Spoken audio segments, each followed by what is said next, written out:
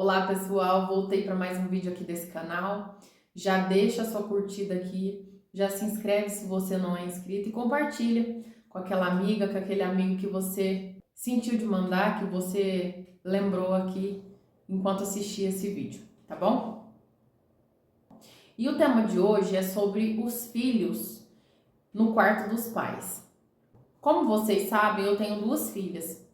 Eu tenho uma filha que vai fazer 12 anos e eu tenho uma filha que vai fazer 2 anos.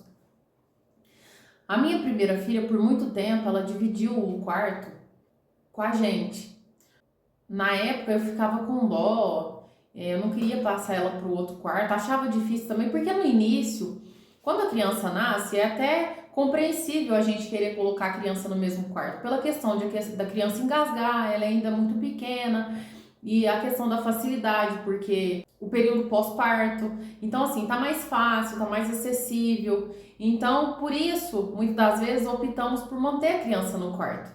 Só que o que acontece? Chega a determinada idade, a gente meio que vai se acostumando com aquela situação e acaba deixando que a criança permaneça no mesmo ambiente. E a gente precisa compreender que a criança, ela precisa ser protegida e o nosso casamento, ele também precisa ser protegido. Porque quando a gente fala que precisa tirar a criança do quarto dos pais, é uma preocupação que a gente tem com a criança e com a intimidade conjugal. E com experiência de causa, eu posso falar para vocês, os danos que isso causa no relacionamento é muito grande, é muito alto. Porque quando a criança está ali naquele ambiente do quarto dos pais, a criança, essa situação em si, ela rouba a intimidade do casal, tanto sexual como emocional. Porque aí o casal ele já não se conecta mais. E aí tem um cansaço, porque a criança ela demora a dormir, às vezes ela fica bagunçando ali, às vezes ela fica, como ela tá no mesmo ambiente dos pais, enquanto elas não verem que os pais estão dormindo, elas também não querem dormir. E aí isso pode gerar atrito entre o casal. Porque no momento íntimo, muitas das vezes o que geralmente acontece, o marido ele quer ter aquela relação sexual, aí a cobrança ela cai muito em cima da mulher, né? Porque é onde o homem olha e fala, você não vai pôr essas crianças para dormir, e aí geralmente o homem fica frustrado, e aí geralmente a criança ela demora para dormir, e aí quando a criança dorme, os pais já estão cansados, ou o marido tá esperando, a esposa tá tão cansada da demora para a criança dormir, e por toda a situação, aí quando ela chega para ter a relação íntima, ela não quer, ela já tá cansada. Aí ela deita e dorme. E aonde que vai criando um espaço muito grande entre os dois. E a gente precisa entender que nós precisamos priorizar o nosso cônjuge. Uma família, ela só permanece de pé se o casal ele estiver fortalecido. Não adianta a gente achar que a gente vai priorizar os filhos e o casamento vai se sustentar, porque não vai. É uma questão de hierarquia, não é nem questão de prioridade. É uma questão de hierarquia. O mais importante na nossa vida precisa ser o cônjuge, porque assim ele é. É ele que é uma segunda carne junto conosco. E não os nossos filhos. E talvez tenha alguém que vai ouvir e vai falar assim, ai, mas meus filhos são a minha vida, são o amor da minha vida. Então, mas são da sua vida, né? Eles são o amor da sua vida, mas você não é o amor da vida deles. Tanto que quando eles estiverem maiores, eles vão achar o amor da vida deles e eles vão apenas olhar no seu rosto e vão falar o seguinte, tchau pai, tchau mãe, achei o amor da minha vida, tô indo embora. E casca fora mesmo. E isso é o natural de acontecer. Só que nós, por conta dessa idolatria, porque tem situações que idolatramos os filhos e colocamos os filhos em primeiro lugar. E precisamos entender que o primeiro lugar na nossa vida precisa ser o cônjuge. Por isso que Satanás, quando ele vem para roubar, matar e para destruir, por quê? Que para destruir uma família, ele não vai primeiro nos filhos. Ele atinge o casal. Porque se um casal ele não tiver estrutura, se ele conseguir tirar o amor, o carinho, a compreensão, se ele conseguir afastar o casal, Por consequência, ele já consegue alcançar a herança, ele já consegue alcançar os filhos, ele já consegue alcançar as gerações. Por isso que o casamento ele deve estar em primeiro lugar. Porque o inimigo ele ataca primeiramente o casal. Porque ele sabe que se ele atingir o casal, os filhos são só consequência daquilo que ele fez no meio dos dois. Então priorize o casamento de vocês. E uma das formas de priorizar o casamento é tirando o filho do quarto. Porque não adianta, tem gente que vai olhar e falar assim, mas não me atrapalha, porque eu espero dormir, porque eu faço isso, eu faço aquilo. Não adianta, atrapalha de qualquer forma. Atrapalha o sono, atrapalha a comunicação emocional, atrapalha a relação sexual. E aí o que geralmente acontece? Vamos supor que a criança dormiu, vocês perceberam que a criança dormiu. E aí vocês estão tendo uma relação sexual. O tanto de pausa que vai ter, porque a criança mexe, porque a criança acordou, ou porque a criança fica insustentável. E aí é onde gera atrito entre o casal. E aí muitos, o que acontece das pessoas relatarem? A gente começa a ter relação, e aí por causa de tanta pausa, de tanta interrupção, a gente acaba desistindo de namorar e a gente já não faz mais nada. Aí não tem relação. E aí vai dia após dia após dia, a distância só aumenta, a afinidade, a intimidade só vai se perdendo, o casamento ele vai indo pro ralo e aquele que você decidiu priorizar, que são os filhos, hora após outra, também vão ser atingidos, porque não tem como. Os filhos só são saudáveis dentro de um lar onde o casal são felizes, tem carinho, tem compreensão. Até porque os filhos, eles vão ser e eles vão agir com os filhos, com os cônjuges, de acordo com o que eles veem dentro da nossa casa. Então, se estamos distante do cônjuge, se estamos só brigando, se só tem atrito, se não tem carinho, se só há distância, é isso que os nossos filhos vão aprender. Porque não adianta, é igual uma criança, quando ela briga o tempo todo com o irmão, ou ela quer mandar o tempo todo no irmão mais novo, ou quer bater, ou quer ocupar o papel de mãe. O que está acontecendo ali? Porque às vezes a gente olha e fala assim, nossa, mas ela às vezes trata muito mal o irmão dela, às vezes ela briga demais, às vezes ela fala alto, às vezes ela bate.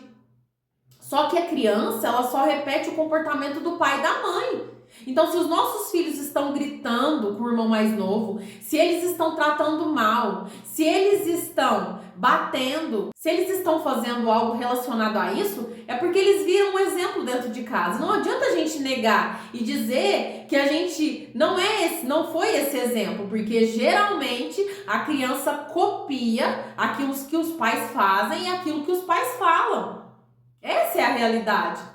Então, se temos um casamento saudável, feliz, com carinho, com respeito, com amor, com empatia, é isso que os nossos filhos vão nos levar como exemplo e levar como algo inegociável. Porque se eu vejo o meu pai tratando a minha mãe como uma princesa, como alguém que é o vaso mais frágil, se eu vejo o meu pai tratar a minha mãe como Cristo tratou a igreja, dando a sua vida por ela, é dessa forma que eu vou procurar um homem. Eu não vou aceitar menos que isso.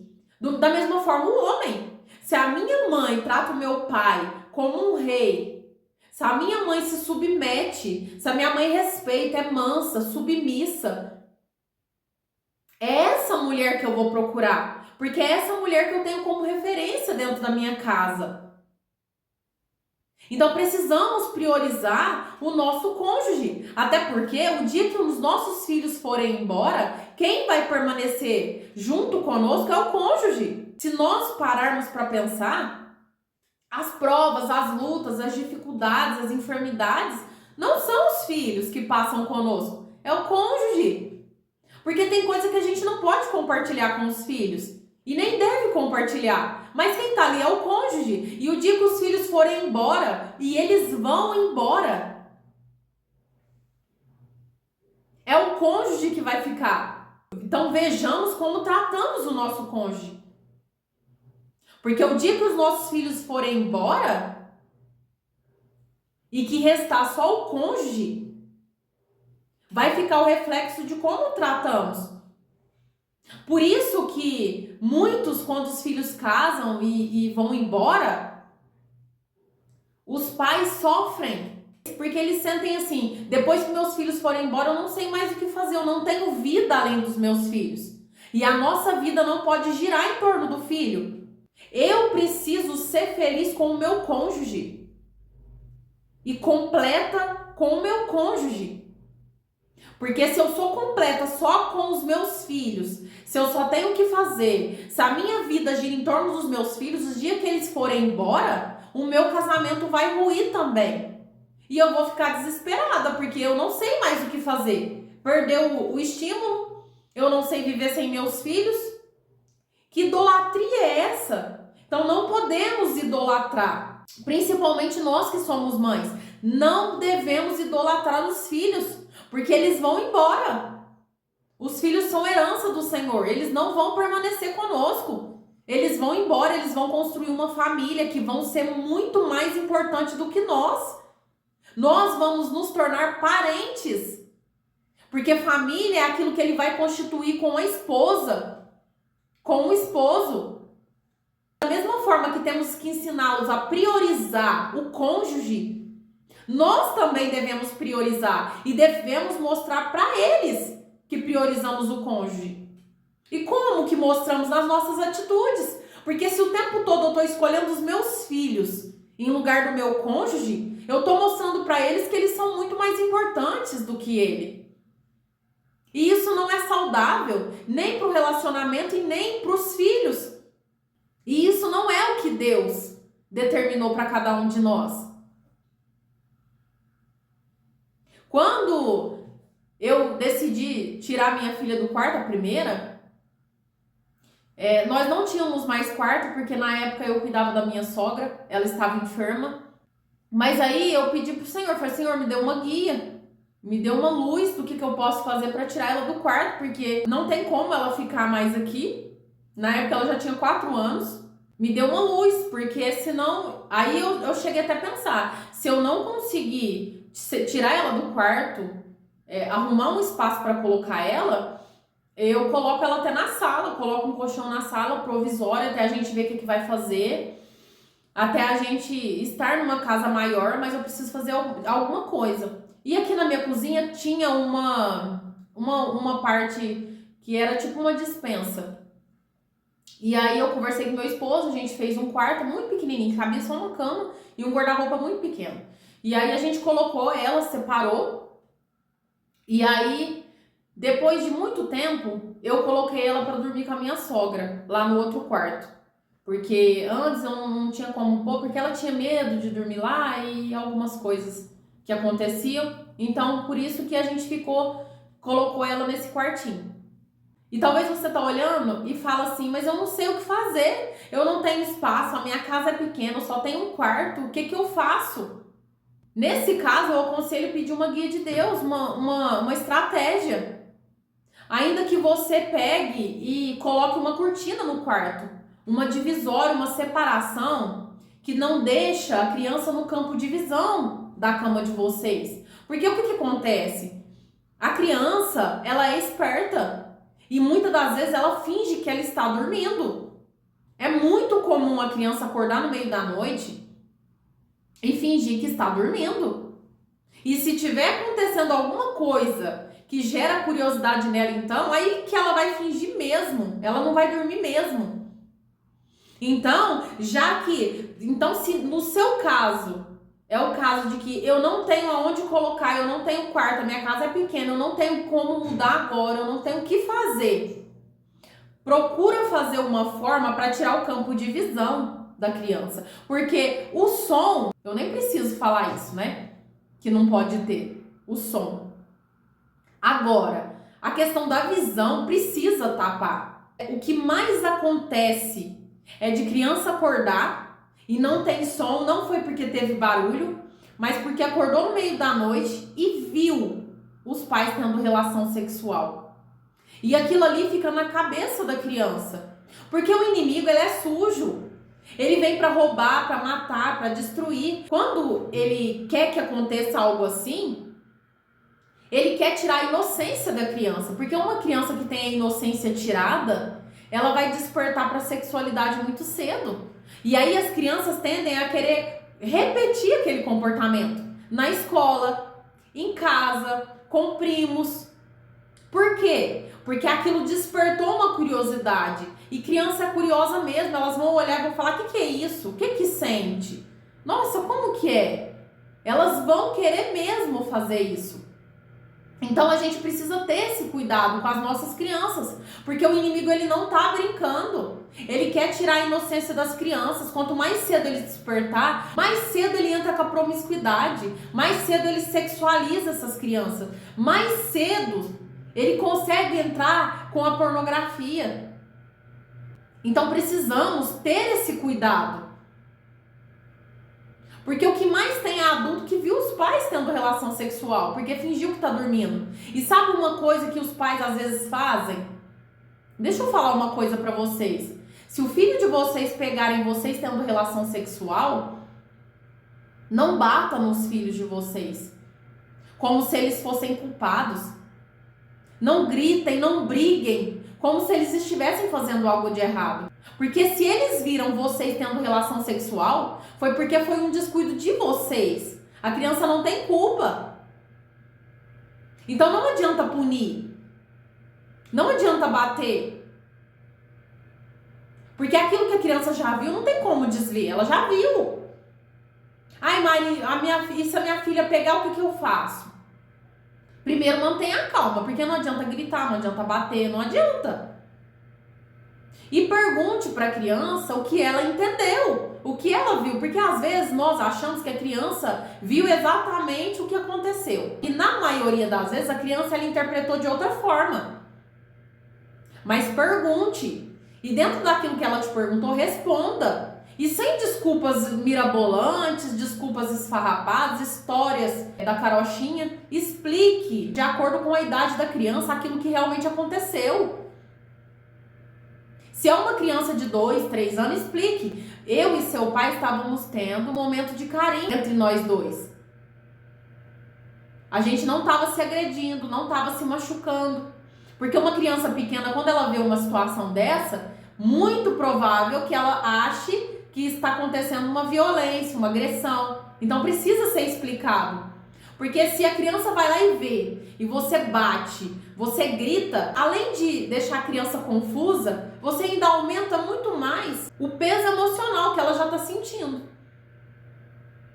Então tem que manter a calma, tem que perguntar para a criança o que ela viu, tem que responder aquilo que ela perguntar. É claro que de acordo com a idade dela, sem detalhe excessivo, só o que precisa ser falado. E da próxima vez mantenha cautela. Porque criança finge mesmo. Não adianta a gente achar que a criança não finge, que a criança está dormindo. Às vezes nós já achamos que está dormindo e não está.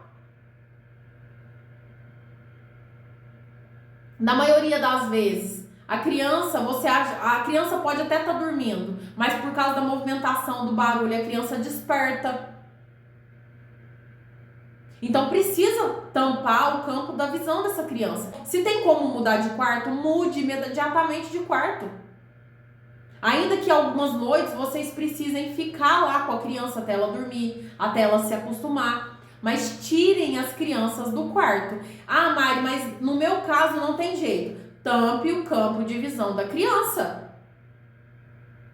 Coloque cortinas. Faz uma forma que dê para tampar o campo de visão e que não tire a privacidade de vocês. E explique para a criança. A gente vai colocar essa cortina porque precisamos do nosso tempo sozinhos e para separar o espaço de vocês e o nosso espaço. E deixe claro para a criança que a cortina, enquanto ela estiver fechada, não é para atravessar a cortina. Explique para a criança, enquanto essa cortina estiver fechada, enquanto essa divisória estiver fechada, não é para abrir. Só pode passar do espaço de vocês para cá quando a cortina estiver aberta. Para que a criança entenda que vocês têm a privacidade de vocês e que eles têm limite a ponto de não ultrapassarem esses limites, mas precisa ser falado. Não adianta a gente esperar que a criança adivinhe, porque ela não vai adivinhar. E para você que tem quarto separado, para você que ainda não tem filho, para você que tá grávida do primeiro filho, mantenha o costume de fechar a porta. Tenha de costume. Vai conversar, fecha a porta. Vai trocar, fecha a porta. Vai fazer qualquer coisa, fecha a porta. Por quê isso de fechar a porta? Porque crianças são curiosas. Vamos lá, os pais, eles nunca fecham a porta. Aí um dia eles decidem namorar, eles vão lá e fecham a porta. Ou eles vão fazer qualquer outra coisa, eles fecham a porta. As crianças vão ficar desesperadas. Ué, mas o que está acontecendo? Por que eles fechou a porta? Está acontecendo alguma coisa? Eu preciso descobrir o que é. Porque criança é curiosa. Então precisamos ter o costume de fechar a porta. Tenham o costume de fechar a porta. Até que se torne algo natural para a criança. Porque se você nunca fecha a porta, e aí um dia você vai lá e fecha a porta, é lógico que eles vão entender que está acontecendo alguma coisa. E eles são curiosos, é natural da criança. Então mantenha esse hábito de fechar a porta. Porque quando vocês fecharem a porta para namorar, eles vão estar tão acostumados com aquilo que eles nem vão ligar mais para aquilo. Vai ser imperceptível. Porque eles já estão acostumados a ver a porta sendo fechada, a ver vocês tendo a privacidade de vocês. Eu tirei a minha bebezinha de 1 ano e 8 meses, faz 2 meses, do quarto. Porque eu entendi que precisava. E eu já estava sentindo do Espírito Santo que eu precisava fazer isso. Até porque, quando temos relação sexual, muda totalmente o ambiente. A energia do quarto é outra. É totalmente diferente. Então não tem como. Então assim, tire os filhos do quarto. É difícil no início? É. Eu tive que ficar noites com a minha filha. Tem vezes que ela ainda chama. Tem vezes que eu ainda tenho que levantar e eu ainda tenho que ir lá até ela dormir de novo e volto. Tem, mas é sacrifício. E todo o sacrifício que a gente faz pro bem dos nossos filhos, pro bem do nosso casamento, pro bem da nossa família, isso agrada ao Senhor e o Senhor nos honra. Porque o Senhor está olhando tudo que nós fazemos em favor daquilo que é tão importante para Ele. E a família é importante para o Senhor. Foi Ele que constituiu.